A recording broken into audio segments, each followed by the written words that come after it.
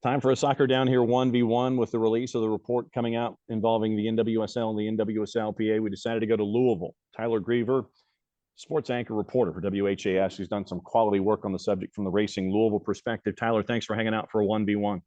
Yeah, I appreciate you guys having me. Obviously, a huge story that we followed pretty closely and a lot more developments to come. So we're just keeping our eyes on that. All right, so let's go back before we go forward. And I want to send folks to the reporting that you and everybody at WHAS did. But when it comes to piecing all of those elements together and getting players and those close to the situation to come on the record for you, how long did it take to go from A to Z to get that done? Yeah, it's a great question. To be honest, when all of that was coming together, it was a bit of a whirlwind on my end because, this is something that we had just not been very clear on ever since Christy Holly was fired because the details just weren't there. I tried to ask multiple people within the organization to explain what happened or give any sort of details, and they were clinging to the non-disclosure agreement and didn't really say anything. And then when the Yates report came out and finally revealed why he was fired for cause, I had built a relationship with a lot of the players from, feature stories we had done in the past, like using Amina Ekic as an example. She's from Louisville, played soccer at the U of L, got drafted to Racing. So, of course, we did a story on her once she was drafted. Michelle Bedos was someone who had an incredible story about the passing of her father and the impact he had on her and her leadership skills. So we did a story on that. But, I mean, this is the basic tenets of reporting. It's how you build relationships and earn that trust, right? So Michelle was the first player I remember reaching out to after the Yates report came out. And so we did our interview, and Michelle is a very open person. I mean, I don't see her turning down many interviews in general, but she got back to me very quickly. So we did that, and that was the first story we ever really did. And from my perspective, I think that kind of opened the floodgates, if you will, to show the other players like, hey, it's okay to talk. If you want to talk, and from my perspective, I've been to a lot of practices. I've been to mostly every game, whatever that is. I wasn't just someone airdropping in when it was convenient. So I think that helped. But to go back, sorry to ramble a little bit, but to go back to the original point of your question, really, it was within a few days that everybody decided that they wanted to talk. And it worked out that Julia Ashley, Amina Ekic, Jorian Balcom, and Taylor Otto wanted to do it together on a group Zoom. And when we did it, during the course of that was when Racing released its first statement after the Yates report. So we stopped everything we were doing. I read the statement to them, and they responded to it in real time because I thought it was newsworthy and important in that particular moment. And just for the sake of clarity here, the second player I talked to was technically Brooke Hendricks, who was named in the Yates report as a confidant of Aaron Simon. We have tried to talk to Aaron, but understandably, I think she has said more than enough through these two investigations. So yeah, I mean, I think it all just started with that Michelle interview and kind of went from there. I kept them abreast of everything that I could in terms of the details of our reporting, what we wanted to do, what we were planning to do. I made sure that all of them were okay with being on the record, and that's how it happened. And I think that a key in this is these days having folks who are in positions of authority in news organizations, allowing you to have the space to do things where it's not just a soundbite here. Oh, here's 20 seconds. Here's right. 25. Oh, you've got a 2-minute sportscast. Oh, you've got a 2:30, and you try to cram all of this stuff into space. It looks like you were given the space to let it breathe and be able to sit there and just like lay it all out there from chapter and verse and volume all the way into this process when it got released. Yeah, and that's a huge credit to our station leadership. And my sports director, Kent Spencer, is one of the best guys I've ever worked with in journalism. He's an amazing man and boss.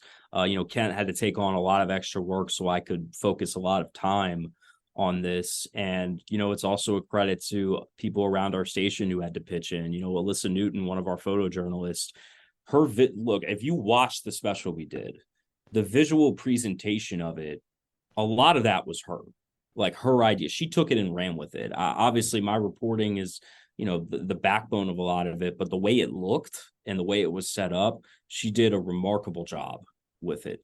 Michelle Zelli was the executive producer on it and took some of the reins of how it went. So obviously, this is all a team effort. But the way, TV is a funny medium. Like, as you referenced, you have a very finite amount of time. So along the way, we were trying to decide how we wanted to go about this. And I told them from the get-go, I said, look, I think the first thing anybody needs to see once we have vetted this out, once our corporate lawyer has reviewed it, all of the different things it has to go through, our web story needs to be the first thing that is published before anything goes on TV, because that allows people to see every detail of what we did. And then once they watch the broadcast piece, it'll color in lines. It will be a companion. As well as I do that hearing somebody say something and seeing them say it is as powerful and or more powerful than reading it. So from the get-go, I wanted everybody, even now, to view it as a total package as opposed to just one thing. So to your point, yes, we absolutely were given time. We had to fill in some, cut some shorter things to go in our shows when we were leading up to the special and before it. But I'm extremely proud of the effort we put in that product, and it's a huge credit to what we value and what we try to do. How much of the Yates report was a shock in the depth that the information came out when it came to the Louisville part of all of this? Obviously, we'll get to the second report in just a little bit, which echoes a lot of what you already have put out there. But when the Yates came out and when your reporting came out, what was the shock level of just the depth of everything that was going on there? Well, starting with the Yates report, I think, I remember reading through it for the first time and reading the disgusting details of what Christy Holly put Aaron Simon through. That was a lot to absorb, frankly, personally speaking. And I think it was as a servant to the community, I think the community as well was, it took a minute to really take all of that in, because again, that non-disclosure agreement that Holly and the club clung to restricted any knowledge of what had really happened for him to be fired for cause and basically just go in the background with no noise whatsoever. So I think that took us all aback for a second. But then I think our job was, and this is from the players as well, what happened to Aaron was abysmal. It was awful. No one questions that. But that was like the breaking point of everything, because when you talk to the players, it's like, look, we were bringing up issues for months and they weren't properly addressed, and it all bubbled up to the worst possible thing that could have happened. So I think we all had a feeling that there was more to it, that there were club issues, cultural issues. Christy Holly obviously is a predator, and that is well established at this point. But there are people along the way who didn't vet him enough, who didn't properly respond to players' concerns, as the latest joint investigative report has confirmed. And that's the crux of this issue, not just for Racing Louisville FC, but the National Women's Soccer League. It's people in positions of power who did not do enough to prevent these things from happening. And John, as well as I do now, that the whole reason we're even having this conversation is because the players unrelentingly pushed to have it. And that's why we're at where we're at now. When your reporting came out, and then we had the new JIT come out yesterday as we're talking, and my days run together, and I know yours do too, but it came out yesterday. Right. Racing Louisville has now come out and apologized for what has happened previously. Sure. It was a 5-paragraph essay, and they hit all of the points that they were supposed to hit. And they said that the current administration is not the administration that was attached to everything that has gone on in the past, and they have apologized. in the short amount of time since the apology and since your reporting and since the new JIT has come out, the Weil Report, what has been the vibe, I guess, within the community, the soccer community there in Kentucky, as best you can tell, when it comes to level of reporting, level of disgust, Mm-hmm. and now the apology coming from Racing? Is it too little, too late for Racing in some aspects, and not and not in others? That's a great question. I'll start with the statement. The statement, I A think it, complex compound question. yeah, no, it's all good. It's all good. The statement I think is better than the first one they put out after the Yates report, in that, they finally owned the non-disclosure agreement. They owned that June 2021 meeting, which we reported on extensively in terms of the confidentiality being broken. But to be honest with you, I think the culture and climate around here, around the fan base right now, is a mix of anger, disgust, and hurt. As well as I do how dedicated soccer supporters are, especially in an expansion city that's trying to build and grow a fan base. There are a lot of people who put in a lot of time to create something at Racing Louisville. And I feel like many of them feel let down. There are also sections of the fan base that believe in James O'Connor and what he's done in the past to even make soccer in Louisville a thing with Louisville City FC. So that's the crux, I think, of this, a major crux of this whole problem, is that James O'Connor is a luminary figure here for soccer in the city.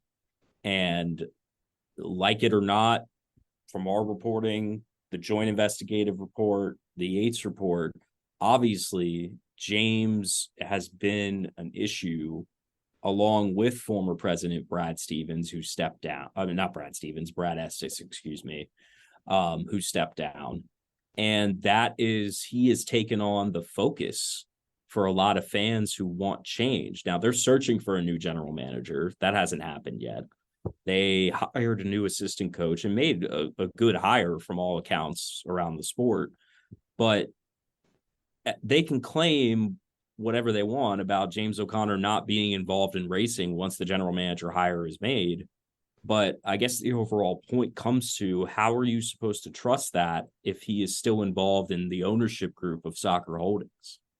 I mean, we're talking about two clubs that share a training facility, a great training facility. They share a beautiful stadium. Everything's top of the line.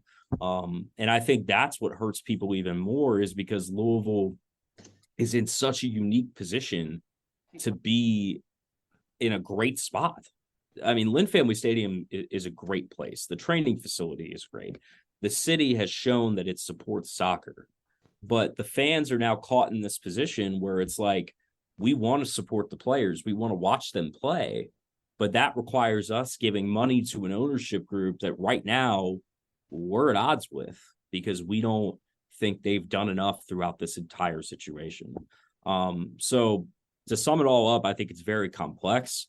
I don't aim to speak for all fans. I know there are fans who stand behind James O'Connor and the organization, and I know fans who are ready to just clean it all out and be done. So it's complicated, and I'm extremely intrigued to see what actions, if any, are taken in terms of personnel changes from the long list of recommendations from the Joint Investigative Report. So my last question for you is, what does your gut tell you about the future? It's so hard to answer, John. I read the statement today, and I thought there was a very key paragraph towards the end, and it mentioned, quote, "It is our hope these efforts being undertaken by team president James O'Connor and the new coaches and personnel lead to the positive change we all want to see." That was the last paragraph and the first mention of O'Connor by name in the entire thing.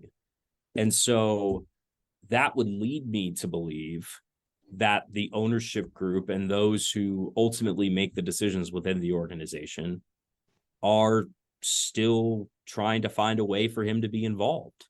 Even when we found out they were going to search for a new general manager, we reported that he was still going to be involved in Soccer Holdings, even after stepping away from racing once a GM is hired.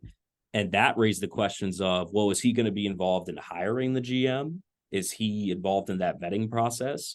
And that is all called into question his credibility to do so when you read the reporting from us, the joint investigative team, and the Yates report. And by no means here do I just want to say removing James O'Connor fixes everything. That's naive. That's ridiculous. The league has culpability in all of this. They're ultimately going to be the ones making decisions about who needs to stay and who needs to go. I think the club in some scenarios has been hamstrung by the league in what it can and can't say. And racing's probably not the only club that's going through that. And that presents a whole nother issue of like, this is so cultural and systemic throughout the league that there's so much that just has to be eradicated in all of this, because the NWSL, like it or not, right now, this is what more people know about the NWSL than anything else. And that is tragic because of the level of talent in the league. The little girls I see at Lynn Family Stadium who come to watch national team players when they come through or find new role models and stuff. That's who my heart breaks for. It's like they have these women to look up to, and these women deserve to be looked up to. They have been failed in every single capacity possible, and yet somehow they're still here fighting relentlessly to save a sport that has completely failed them. So yeah, again, that's a long way to answer it. I wish I could give you a more direct answer on it, but at every step of the way, it has seemed like Racing Louisville FC is standing behind James O'Connor, is hearkening back to firing Christy Holly quickly and making some staff changes afterwards, and the changes it's made moving forward into the 2023 season. The big answer is going to be, is that enough for this fan base going into 2023? And right now, the overwhelming response seems to be no. All right. For those that want to continue to follow along with all the great work that you guys have been doing up there at WHAS, how do they do it? Hit the promo for me. Yeah. So I do want to push everybody to the full report that we did back in November. You can go to our website, WHAS11.com, and, go search Racing Louisville FC, or you can go to my Twitter page at Tyler_Greever, and I link to the full article. I would recommend you read the article and then go to our WHAS11 YouTube page to watch our broadcast special. Failed to Protect was the name of it. It's about 30 minutes. And it's, again, a companion thing where I think you read the words and then you hear them. Obviously it is graphic, it is disturbing. So I do want to give that warning, but I also think it's necessary to hear what these women stepped up to the plate to say. So, those links are on my Twitter page at Tyler_Greever, and on our website. You can do it on the WHS11 Plus app as well. You can find that on Roku or Amazon. That's about as much plug-in I think as I can do for that one, but you can find it. Well, Tyler, as always, thanks for your time. Great work that you and everybody are doing up there with a very disturbing story that has more dimensions and probably more elements that are going to be discovered and talked about over time. Once again, thanks for hanging out with us for a Soccer Down Here 1v1. We will be knocking on your door as things continue. Awesome. Thank you, guys. Appreciate the time.